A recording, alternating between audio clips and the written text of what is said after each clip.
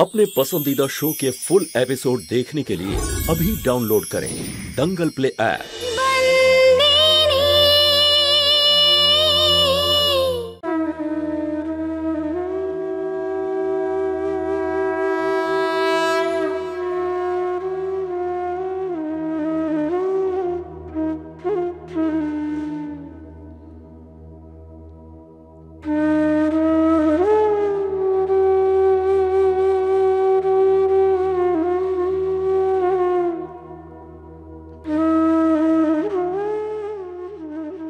আমি তোমাকে কষ্ট দিতে চাইনি বৌদি। আমি জানি তুমি আগেই অনেক কষ্ট পেয়েছো। তোমার সাথে এত বড় একটা দুর্ঘটনা ঘটেছে, আর ওদিকে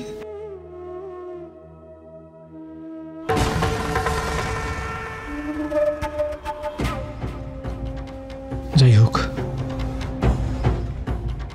সবাই জানে বৌদি যে সন্তু হিতেন্দা আর সূর্যকে খুবই ভালোবাসে, কিন্তু আমাকে আর অর্জুনকে ভালোবাসতো না। তুমি জানো বৌদি, অর্জুন আর আমি প্রায়ই এই ব্যাপারে কথা বলতাম, আর ওর খুব খারাপ লাগতো। ওই বেচারা বুঝতেই পারতো না যে এই ধরনের ভেদাভেদ ওর সাথে কেন করা হচ্ছে। আর খেমি বৌদি, তুমিও তো এটা ভালো করে জানো যে অর্জুনের আসার পর থেকে সন্তু একদমই খুশি ছিল না। তোমাকে আর অর্জুনকে এই বাড়ি থেকে বের করারও সিদ্ধান্ত সন্তু নিয়েছিল। কিন্তু আমি এটাই বুঝতে পারছি না যে প্রত্যেকবার অর্জুনের সাথেও কেন এমনটা করতো। কি যদি সন্তু অর্জুনকে এই কারণে মেরে থাকে যে ও নিজের বাবাকে মারতে চেয়েছিল, তাহলে ওকে একবার মারতে পারতো, কিন্তু কি নিষ্ঠুর ভাবে তিনবার ওই ছুরি দিয়ে মেরেছিল। এটা আমি বলছি না বৌদি, এটা পোস্টমর্টেম রিপোর্টেই লেখা আছে।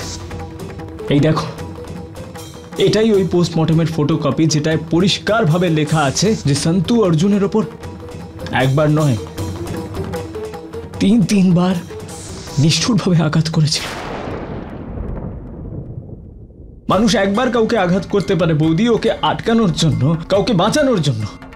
দ্বিতীয়বারও আঘাত করতে পারে যাতে ওই মানুষটা শক্তিহীন হয়ে যায়, যাতে ওকে নিয়ন্ত্রণ করা যায়। কিন্তু তিনবার বৌদি, তিনবার যখন কেউ কাউকে আঘাত করে, তখন সেই মানুষটা এটাই চায়, সে চায় যে মানুষটার উপর আঘাত করা হচ্ছে তার মৃত্যু হয়ে যাক।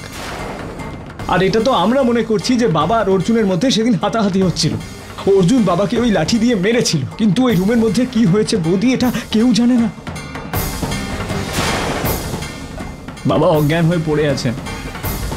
বাবার জ্ঞান যতক্ষণ না ফিরছে, আমরা কেউ স্পষ্টভাবে জানতে পারবো না যে ওদের দুজনের মধ্যে সেদিন কি হয়েছিল। হতে পারে বাবা সব মনে পড়ে গেল, বা হয়তো কিছু না মনে পড়লো। এইসব আমি তোমায় বলতে চাইছিলাম না বৌদি। আমি যদি পারতাম তাহলে আমি এই কথাগুলো নিজের মনের মধ্যেই চেপে রাখতাম, কিন্তু আমি সহ্য করতে পারছি না যে আমার ভাইয়ের খুনি আমাদেরই বাড়িতে হাসি খুশি আছে। একদিকে ওই সন্তু যে খুন করার পরে ওই বাড়িতে নির্দোষের মতো ঘুরে বেড়াচ্ছে, আর অন্যদিকে তুমি বৌদি, যার সবকিছু হারিয়ে গেছে। তোমার গর্ভে আমার ভাইয়ের সন্তান আছে বৌদি, কিন্তু এই সন্তান কোনোদিন দেখতে পাবে না যে ওর বাবা কেমন ছিল। এবার বলো তুমি বৌদি, বলো তুমি, আমি কি করে চুপ থাকবো, কি করে লুকোবো এইসব কথা তোমার থেকে? আর যখন ওই কথাটা আমার মনে পড়ে,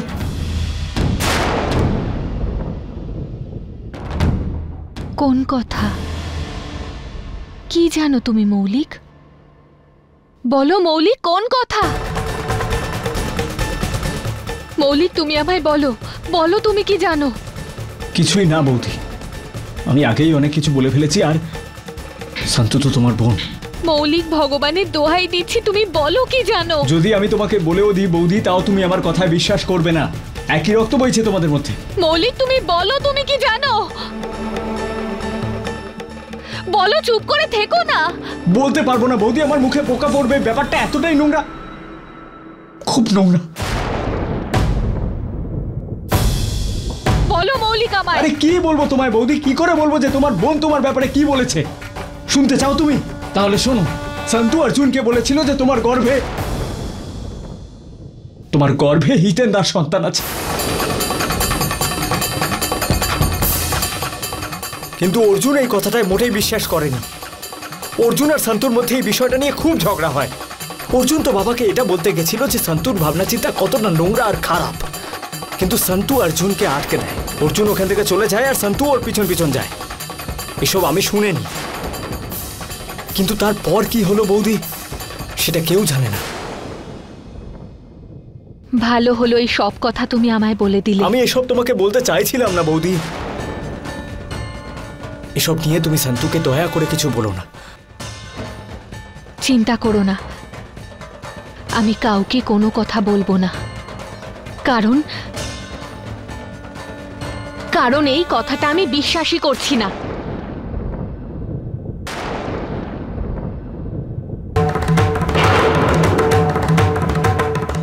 তুমি কি ভাবলে তোমার কথা আমি বিশ্বাস করব, মেনে নেব তোমার কথা?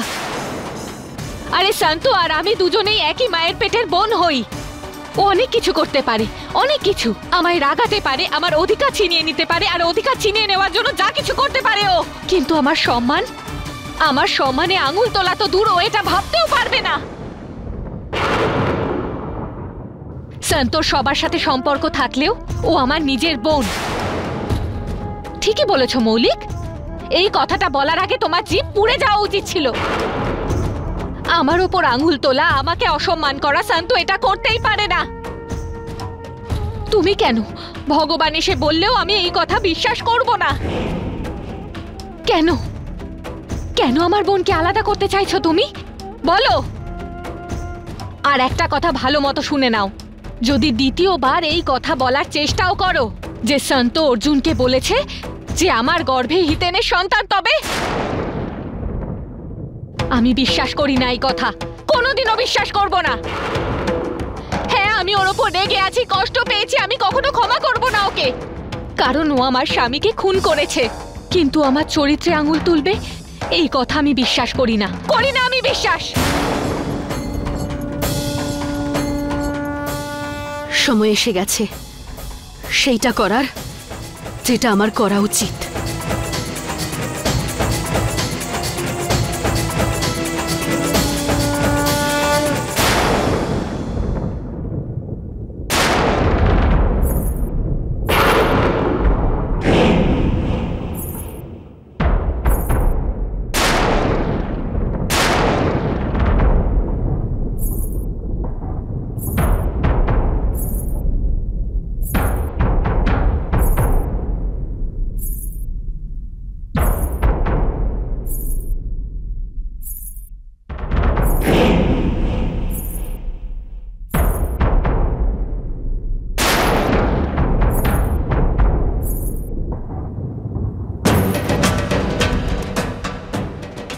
কি বললে তুমি দিদিকে?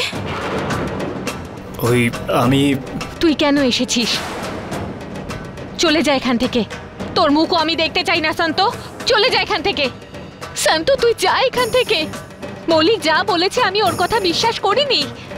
হ্যাঁ, আমি তোর ওপর রেগে আছি, কিন্তু তোর অপমান আমি করতে চাই না সন্তু, কারণ আমি জানি তুই যাই করিস না কেন তুই এমন কাজ করবি না যাতে তোর দিদিকে কেউ চরিত্রহীনা বলুক।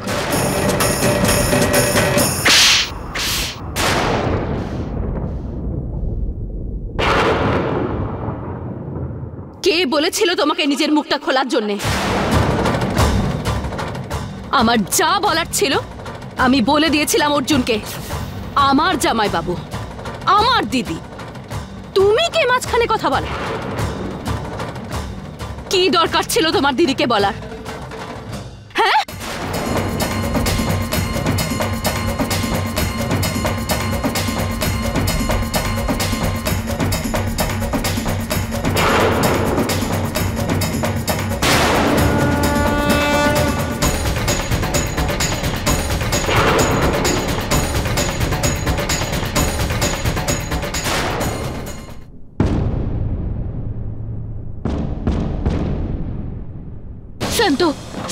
এদিকে তাকা, বল কি হয়েছে, বল আমাকে, বল সন্তু, মৌলিক যা বলছে সব মিথ্যে, বল না সন্তু। হ্যাঁ এটা সত্যি যে আমি অর্জুনকে বলেছিলাম যে তোমার পেটে হিতেন্দার বাচ্চা আছে।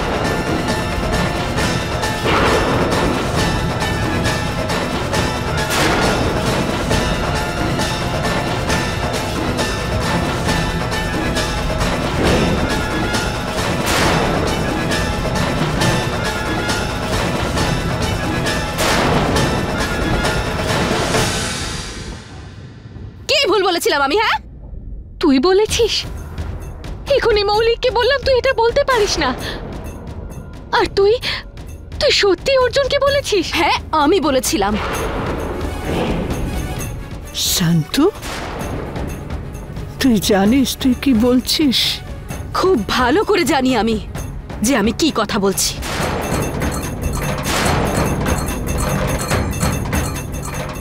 হ্যাঁ আমি বলেছিলাম এই কথা অর্জুনকে, কিন্তু একে একে কে বলেছিল নিজের মুখ খোলার জন্যে? ও মিথ্যে বলছে, আমায় বিশ্বাস করো, এই সন্তান আমার আর অর্জুনের। দিদা ও মিথ্যে বলছে, তোমরা সবাই। খেমি, ভয় পেও না, তুমি ভয় পেও না, আমরা তোমাকে বিশ্বাস করি। আমি জানি তোমার গর্ভে যে বাচ্চা আছে সে তোমার আর অর্জুনের। তুমি পবিত্র আমরা জানি। অপবিত্র যদি কেউ থেকে থাকে এই পরিবারে তাহলে ও এই সন্তুরি। ছি, বিশ্বাস করতে পারছি না নিজের কানকে, নিজের চোখকেও। আরো বিশ্বাস করো ওকে, আরো ভরসা করো ওকে। ওকে এত ভালোবাসলে, বাড়ির মালকিন বানালে এই জন্য, এই দিন দেখাবে বলে। দেখুন মা, দেখুন, এই হলো ওর আসল রূপ। ওর এই ভালো মানুষের নাটকটা না আসলে ওর ছলনা, সবাইকে ঠকানোর জন্য।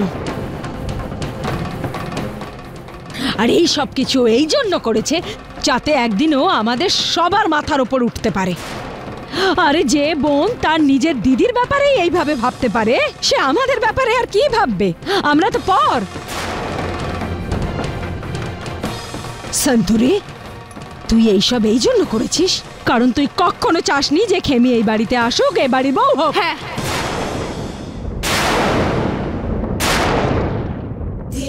এটাই চেয়েছিলাম আমি, যে দিদি এই বাড়িতে যেন বউ হয়ে না আসে।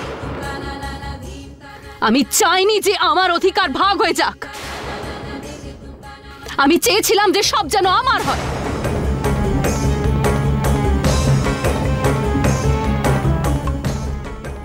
আর আমি সফল হচ্ছিলাম, কিন্তু এ মাঝখানে চলে এলো। চুপ চুপ, আর একটা শব্দও তুই বলবি না।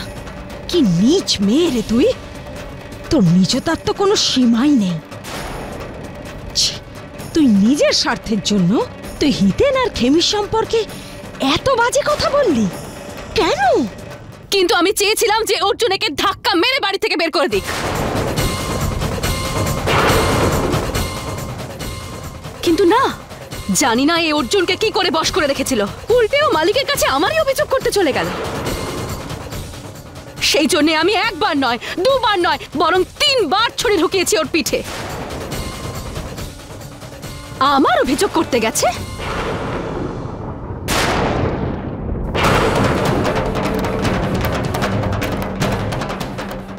কেন করেছো এটা তুমি শান্ত? কি চেয়েছিলে তুমি? এই বাড়িতে এত সম্মান পেলে, এত ভালোবাসা পেলে, আমরা সবাই তোমাকে মা ভেবেছি, এত সম্মান করেছি। তুমি জানো মা হওয়া কাকে বলে? আমি চাই না কারোর মা হতে। আর এইটা কোনো বয়স আমার মা হওয়ার? তোমাদের থেকে বয়সে ছোট আমি। গরিব ঘরের মেয়ে হতে পারি, কিন্তু কারোর এই ঠকাই না আমি। অন্য কারো জন্ম দেওয়া বাচ্চার মা আমি কেন হতে যাব? আমারও কিছু স্বপ্ন আছে। আমার শুধু অধিকার দরকার ছিল, শক্তির দরকার ছিল, মালকিনের ক্ষমতা দরকার ছিল, কিন্তু সব সময় আমার লক্ষ্যের মাঝখানে কেউ না কেউ চলে আসতো। সেই জন্য আমি ভেবে নিয়েছিলাম যে আমার রাস্তায় যে আসবে তাকে আমি।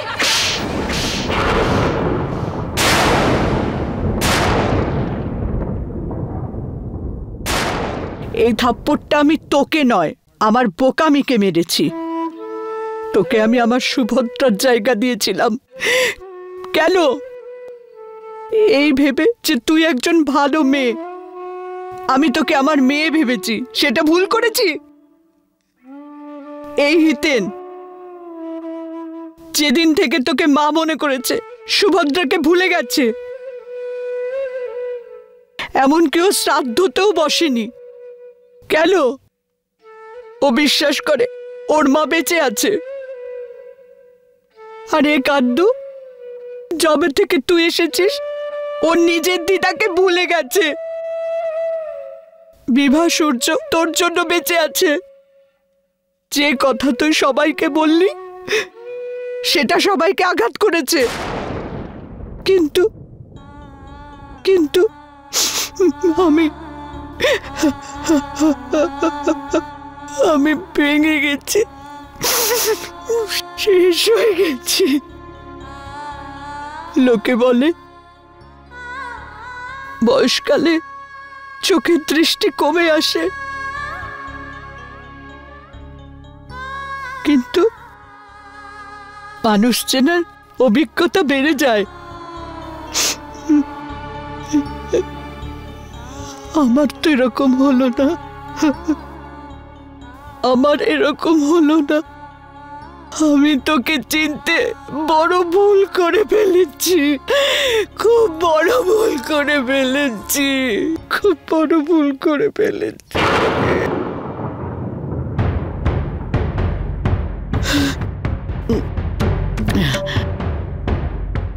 নিয়ে যাও ওকে এখান থেকে। আমি ওর মুখ দেখতে চাই না।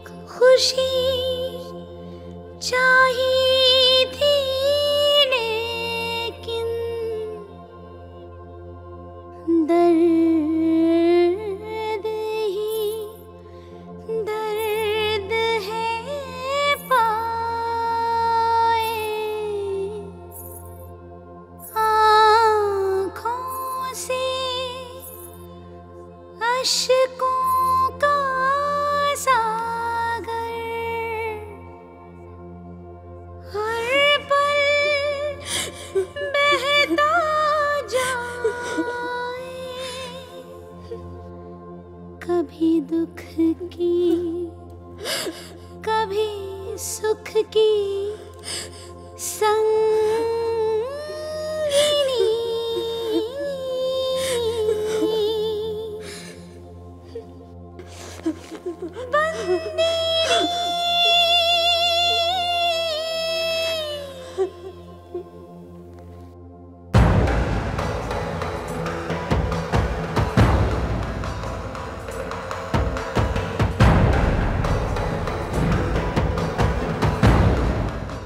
এসব কি বললো নিচে? আরে যে কাজটাও করেনি সেই দোষের ভারটা কেন নিয়ে নিল নিজের ওপর? অর্জুনকে হিতেন আর খেমির ব্যাপারে সন্তু আজ পর্যন্ত কিচ্ছু বলেনি, আর বলতেও পারে না।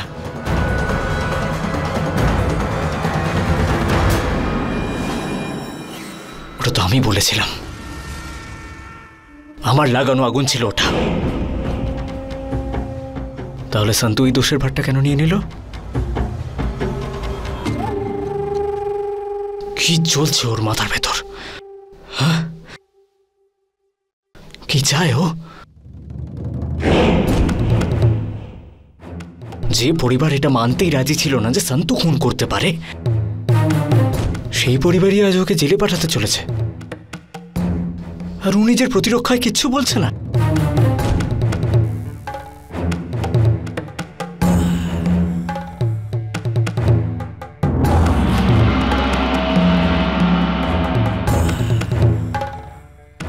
একটা গন্ডগোল আছে। কিছু তো একটা হয়েছিল সেদিন অর্জুন আর বাবার মধ্যে। এমন কিছু একটা ওই রুমে হয়েছিল যেটা সন্তু কাউকে বলতে চাইছে না। কিন্তু কি কি হয়েছিল ওখানে?